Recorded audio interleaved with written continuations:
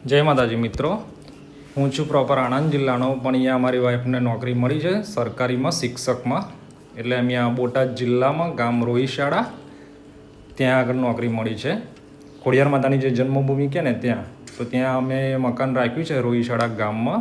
આ જો મકાન ખૂબ સુંદર છે, બધી રીતે વ્યવસ્થા બી સારી છે. આ છે મારું બાઇક GJ23 અને આ છે મારા છોકરાની સાયકલ. એ બી બધો સામાન લાવવાનો હતો ત્યારે બધું અહીંયા જ લાવી દીધું છે. આ જો આ જે ચોકડી દેખાય છે આની નીચે જે વરસાદનું પાણી જમા થાય ને, સંગ્રહ થાય, એવી સિસ્ટમ છે અહીંયા મકાનોમાં. એ બહુ જ સારું કહેવાય. પીવામાં બી વપરાય, નાહવામાં બી વપરાય. પીવા માટે બહુ જ સારું એ પાણી.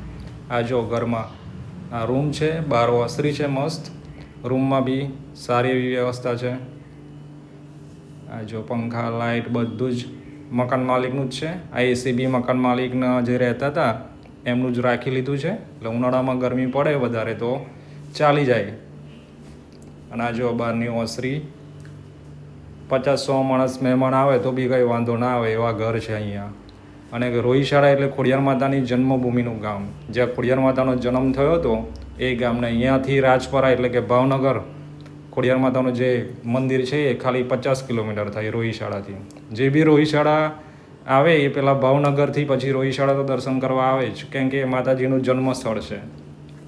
એ પછી હું તમને બીજા વિડીયોમાં જ્યારે દર્શન કરવા જાઉં માતાજીએ, આમ તો જઈને આવ્યો છું કેટલી વાર, પણ હવે એ વિડીયો હું ઉતારીશ અને પછી તમારી માટે મૂકીશ, તો તમને બી દર્શન કરાવીશ માતાજીના.